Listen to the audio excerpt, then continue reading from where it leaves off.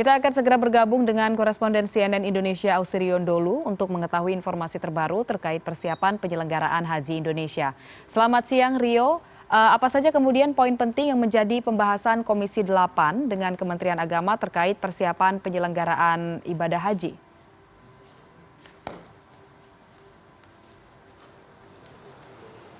Ya, selamat siang Fani.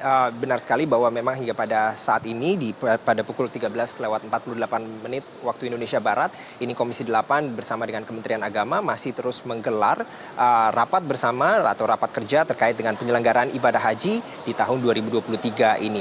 Bagaimana tadi rapat dimulai pada pukul 10 pagi waktu Indonesia Barat dan dimulai dengan sejumlah apresiasi dari Komisi 8 DPR yang menyebutkan bahwa indeks kepuasan penyelenggaraan ibadah haji pada tahun 2022 ini ada di angka 90,45% atau dalam kategori sangat memuaskan, yang di mana angka tersebut merupakan indeks kepuasan tertinggi selama penyelenggaraan ibadah haji dalam kurun 11 tahun terakhir. Nah, angka kepuasan inilah yang ingin terus dipertahankan oleh Kementerian Agama dan juga Komisi 8 DPR dalam menyelenggarakan ibadah haji pada tahun 2023 ini. Seperti yang kita ketahui bahwa Kementerian Agama, pemerintah Indonesia telah menandatangani MOU dengan pemerintah Arab Saudi dan menyepakati bahwa kuota ibadah haji di tahun 2023 ini ada di angka 221.000 jamaah, dengan rincian 320 jamaah bagi haji reguler, kemudian 17.680 bagi jemaah haji khusus dan juga 4.200 petugas. Nah, ada sejumlah catatan penting yang memang disampaikan oleh sejumlah anggota Komisi 8 terkait dengan penyelenggaraan ibadah haji 2023, terlebih yang tadi saya sampaikan bahwa bagaimana mereka menginginkan agar angka kepuasan ini tetap ada di angka atau tetap ada di kategori yang sangat memuaskan. Untuk membahasnya lebih lanjut, saat ini saya sudah bersama dengan anggota Komisi 8 dari fraksi PKB, yakni Maman Imanul Haq. Selamat siang, Kang Maman. Selamat siang, Mas Rio. Oke, Kang Maman, saya panggilnya Kang Maman aja ya, karena dari Dapil Jawa Barat ya. Kang Maman, ini tadi kan kita lihat rapatnya ini masih terus berlangsung dan ini cukup lumayan mendapatkan masukan yang begitu banyak dari anggota Komisi 8. Kalau tadi yang saya perhatikan dari apa yang disampaikan oleh Kang Maman, ini capaian yang ada di tahun lalu ini memang akan terus ditingkatkan di tahun ini. Tapi kan sebenarnya tidak bisa disamakan karena tahun lalu kita baru selesai dari pandemi tapi ada pembatasan. Besok ini kan tidak ada pembatasan. Kuota ini normal lagi seperti sebelum pandemi. Apa saja yang ingin disampaikan kepada Kementerian Agama? Iya, yang pertama apresiasi kita terhadap penyelenggaraan haji kemarin itu tidak bisa diukur dengan situasi sekarang yang normal. Kemarin hanya setengahnya, 100 ribuan lebih sedikit, dan ada pembatasan umur. Nah, dua faktor itu yang akan justru meminta sebuah pelayanan terbaik dari Kementerian Agama. Ingat, 221 ribu dengan hampir 50% lebih lanjut usia, itu menjadi suatu tantangan tersendiri. Makanya saya kembali kuatkan apakah Kementerian Agama sudah siap atau tidak dengan kuota normal ini dan adanya beberapa yang lanjut usia. Poin kedua, saya ingin mengatakan bahwa kita mendukung ada lanjut usia tetap jadi prioritas, tetapi pengetatan soal kesehatan ini menjadi sangat penting. Berkali-kali kita punya kasus orang yang dianggap sehat, tapi ternyata di sana bermasalah soal jantung dan lain sebagainya, terutama soal psikologi. Ini yang perlu dikuatkan. Nah, yang menjadi hari ini harapan bagi kita adalah pembahasan lebih cepat dari sebelumnya. Karena tanggal 23 Mei itu jamaah sudah masuk asrama haji dan tanggal 24 penerbangan kloter pertama ke Madinah. Ini kita harus mempersiapkan lebih dini soal kesiapan-kesiapan terutama di embarkasi-embarkasi. Saya mengatakan bahwa misalnya embarkasi di tempat saya di Kertajati itu harus betul-betul ada koordinasi karena Kementerian Agama hanya ngurus teknis dan orang, sementara sarana prasarana itu ada di Kementerian PUPera, sarana prasarana kesehatan ada di Menteri Kesehatan dan lain sebagainya, termasuk Kementerian Perhubungan. Sehingga kata kuncinya itu ada koordinasi yang lebih cepat. Jadi tidak hanya ngukur oke, kita siap berangkat, sementara fasilitasnya enggak.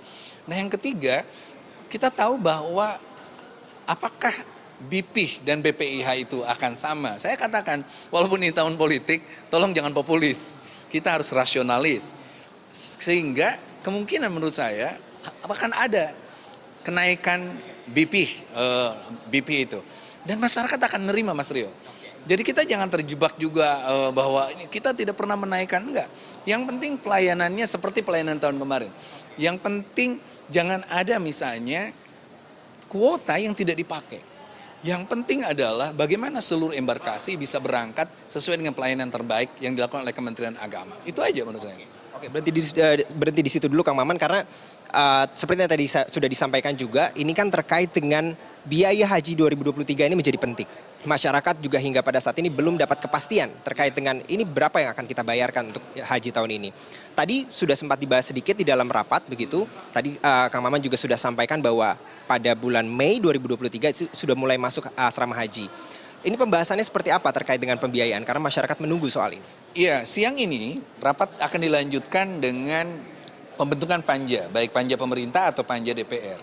Di panja ini kita langsung membahas, besok langsung membahas komponen-komponen. Dalam perjalanan haji, komponen terbesar itu adalah penerbangan. Kita akan bahas dan kita tahu 50% untuk Saudi, 50% untuk Garuda Indonesia Airways, seperti itu. Dan kita tidak tahu dari komponen terbesar yang namanya penerbangan, komponen terbesar di penerbangan itu adalah soal bahan bakar.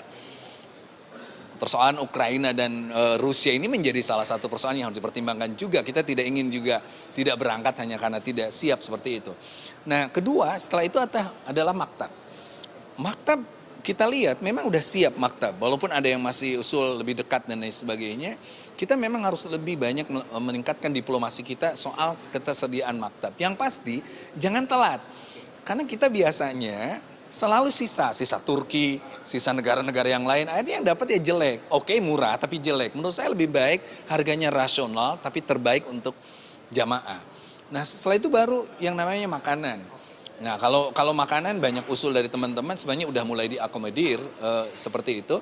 Tapi yang pasti komunikasi kita misalnya ke maktab-maktab atau pemilik-pemilik makanan di Arab Saudi itu, mereka kadang-kadang bertanya dengan pola makan orang kita. Orang kita itu kadang-kadang kalau diberi banyak nyisa, diberi sedikit ngomel, seperti itu.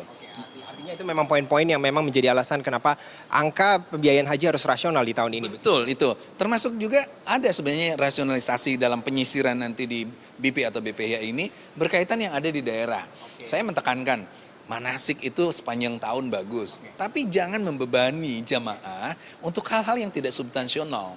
Biarkan mereka ngerti soal bagaimana naik pesawat, bagaimana menggunakan hotel, bagaimana kultur Arab Saudi. Karena Mas Rio, kebanyakan problem orang Indonesia di sana itu psikologi.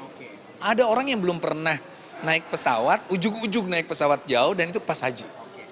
Kang Maman sedikit memastikan aja terakhir singkat saja, kalau kita bicara soal rasional pembiayaan yang dibatasi, ada pembatasankah kira-kira akan naik sekiranya berapa persen begitu yang nanti akan disampaikan kepada Kementerian Agama? Iya, tentu kita akan melakukan pembatasan bahwa oke lah kita rasional misalnya naik, tetapi kenaikan itu tidak akan sampai lebih dari 10% misalnya seperti itu. Sehingga apa yang kita lakukan lewat pembiayaan dana maslahat di BPKH misalnya itu tidak sampai seperti yang sekarang.